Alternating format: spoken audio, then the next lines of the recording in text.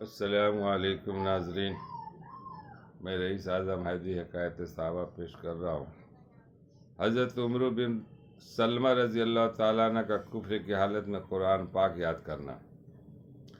عمر بن سلمہ رضی اللہ تعالیٰ عنہ کہتے ہیں کہ ہم لوگ مدینہ طیبہ کے راستے میں ایک جگہ رہا کرتے تھے۔ وہاں کے آنے جانے والے ہمارے پاس سے گزرتے تھے۔ جو لوگ مدینہ منورہ سے واپس آتے ہم ان سے حالات پوچھا کرتے کہ لوگوں کا کیا حال چال ہے، جو صاحب نبوت کا دعویٰ کرتے ان کی کیا خبر ہے۔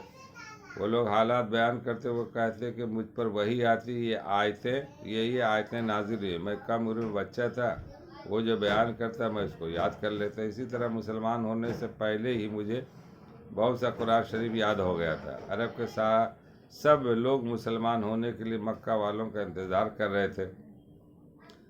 جب مکہ مکرمہ فتح ہو گیا تو ہر جماعت اسلام میں داخل ہونے کے لیے حاضر خدمت ہوئی۔ میرے باپ بھی اپنی قوم کے چند آدمیوں کے ساتھ ساری قوم کی طرف سے قاصد بن کر حاضر خدمت ہوئے۔ حضور اقدس صلی اللہ علیہ وسلم نے ان کو شریعت کے احکام بتایا اور نماز سکھائی، جماعت کا طریقہ بتایا اور ارشاد فرمایا کہ جس کو تم میں سب سے زیادہ قرآن یاد ہو وہ امامت کے لیے افضل ہے۔ میں چونکہ آنے والے میں سے آیتیں سن کر ہمیشہ یاد کر لیا کیا کرتا تھا، اس لیے سب سے زیادہ حافظ قرآن میں ہی تھا۔ سب نے تلاش کیا تو مجھ سے زیادہ حافظ قرآن کوئی بھی قوم میں نہ نکلا، تو مجھے کو انہوں نے امام بنایا۔ میری عمر اس وقت 6-7 برس کی تھی۔ جب کوئی مجمع ہوتا یا جنازے کی نماز کی نوبت آتی تو مجھے کو امام بنایا جاتا۔ فائدہ: یہ دین کی طرف طبعی میلان اور رجحان کا اثر تھا۔ اس عمر میں بغیر مسلمان ہوئے قرآن شریف کا حصہ بہت سے یاد کر لیا۔ رہا بچہ کی امامت کا قصہ، یہ مسئلہ کی بات ہے۔ جن کے نزدیک جائز ہے ان کے نزدیک تو اشکال نہیں، اور جن کے نزدیک جائز نہیں وہ فرماتے کہ حضور صلی اللہ علیہ وسلم نے ان لوگوں کو ارشاد فرمایا تھا کہ تم میں جس کو قرآن زیادہ یاد ہو بچے اس سے مراد نہیں تھے۔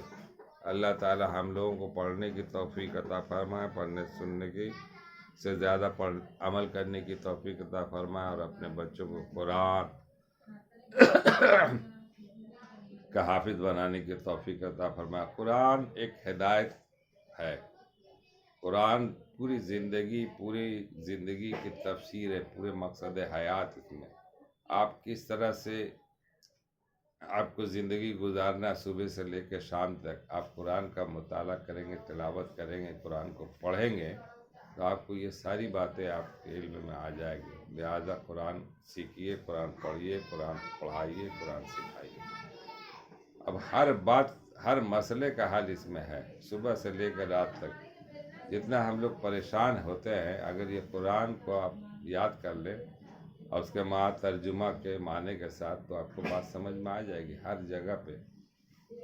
اب ایک بات کہتا ہوں کہ لوگ کہتے ہیں کافروں کا جو ہے نا یہ عقیدہ ہے کہ بہت سارے خدا ہیں، پانی برسانے والے فلاں الگ، دھوپ اگانے والے الگ، غلہ اگانے والے الگ مانے ان کا عقیدہ ہے۔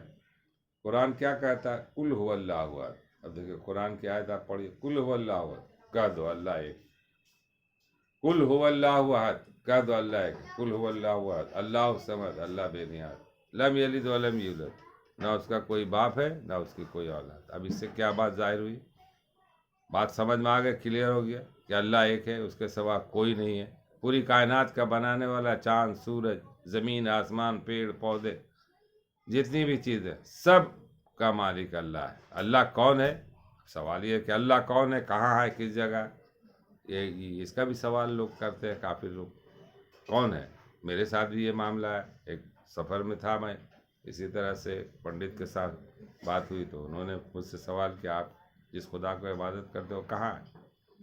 ہم نے بھائی خدا کہاں ہے آپ دیکھنا چاہیں گے تو میں دکھا دوں گا۔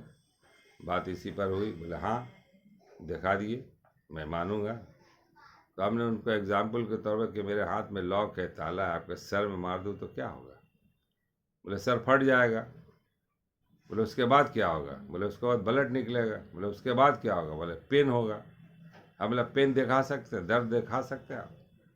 مگر بولتے ہیں کہ درد ہو رہا، پیٹ میں درد ہو رہا، سر میں درد ہو رہا، ہاتھ میں درد ہو رہا، کہاں ہے؟ تو آپ ایک درد نہیں دکھا سکتے، اتنا بڑا خدا جو پوری کائنات کا مالک کیسے دیکھ رہے؟ پہلے آپ ایمان لائیے، پڑھیے، سمجھیے، بات آپ کو سمجھ میں آنے لگی۔ ہوائیں چل رہی ہیں، آپ قید کر کے دکھائیے ہوا کا رنگ کیا ہے، کالا ہے، گورا ہے، سبزہ ہے، کیسا ہے؟ آپ اس کو بھی نہیں دکھا سکتے۔ خوشبو ہے، ہاں خوشبو لے رہے ہیں، خوشبو کا رنگ بتائیے۔ تو بہت سی چیزیں آپ کو عقل کہتا ہے کہ یہ تسلیم کر لو، خدا ہے نہیں تو پھر یہ چاند سورج آسمان زمین میں ہے۔ بہرحال بہت ساری باتیں اللہ تعالیٰ ہم لوگوں کو پڑھنے سننے سے زیادہ عمل کرنے کی توفیق عطا فرمائے، اور تکرار مت کیجیے، الجھیے مت، جو بات آپ کو سمجھ میں آئے اس بات کو لے لیجیے۔ کہا گیا جو بھی بات جو کوئی کہے اسے لے لیجیے، اگر اچھی بات ہے تو دیکھیے مت کہ یہ کون آدمی ہے، بہت جاہل ہے مگر اس کی ایک بات بہت قیمتی ہو، بہت پڑھا لکھا اس کی کوئی بات اثر نہیں کر رہا۔ تو یہ ہے معاملہ۔ السلام علیکم ورحمۃ اللہ وبرکاتہ۔